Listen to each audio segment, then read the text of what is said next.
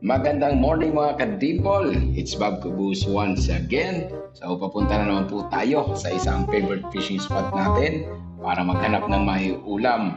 So actually, ang nasa right side ko nga pala guys, papunta ng dagat yan. Napakaraming isda dyan. Pero hindi ka pwedeng mag-fishing dyan dahil kapag mag-fishing ka dyan, ikaw ang mahuhuli at magkakapain ka ng 500. Okay. Kaya hinuhuli nila rito. Matambaka pa rin siguro. Sukatin natin. Matambaka pa rin nga. Marami pa rin matambaka talaga rito. Napunta tayo.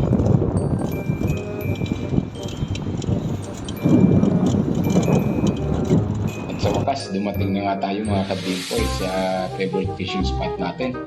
Tara, mag-prepare na tayo ng ating mga gamit.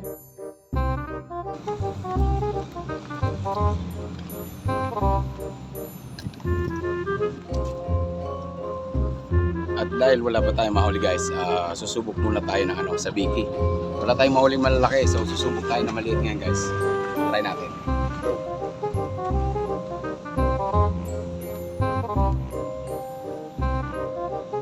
Dahil wala nga tayong mahuling malalaki, dahil nabubulabog ng mga jet ski. So magta-try pa rin tayo na makahuli ng pangulam. Dahil medyo ano na yan, hapon na yan guys, wala pa rin tayo nakahuli. Sumubok tayo rin sa maliit at ayun na nga, ayun, tatlo agad na matambaka.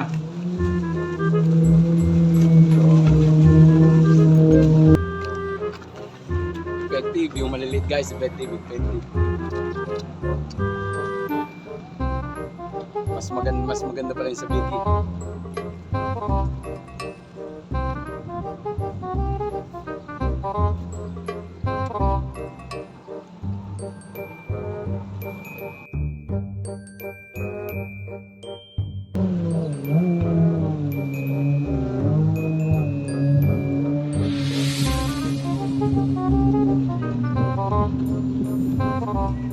Ano ba?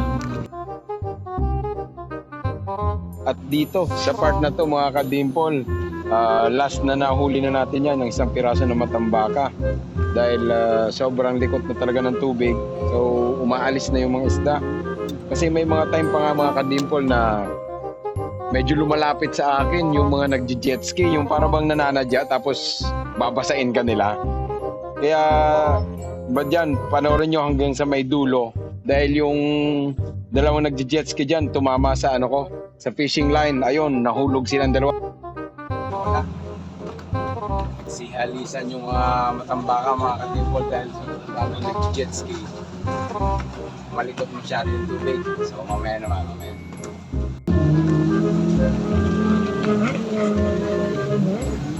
At dito sa part na nga to, nangyari na ang di inaasahan mga ka-dimple. Tumama na nga, ayan o. Tumambling yung nagje-jet ski. Tumama doon sa aking line.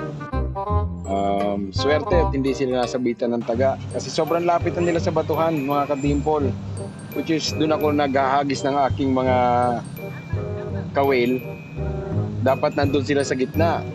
Pumupunta talaga rin sa may gilid. Ayun, sumabit. Buti na lang hindi talaga nasabitan ng taga. Swerte pa rin sila.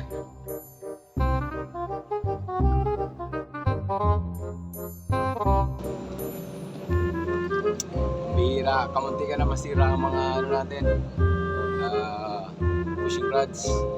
Dumaan dito sa gilid sa may batuan yung mga nagje-jet ski. Ayun, nahulog sila kung tatlo. Dalawang jet ski yung dumaan mga ka-dimple. Buti na lang hindi sila nasaktan. Bihira oh. Ang luwang-luwang kasi ng dagat. Dito pa dumaan sa batuhan. Nakita na may nag-fishing. Diyos ko po. At dahil wala na nga tayong mahuli mga ka-dimple, nagdesisyon na akong umuwi.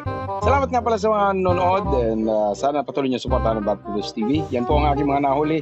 Konti, maliliit, pero pwede ng pag-ulam yan. Maraming salamat. Pagandang buhay para sa lahat.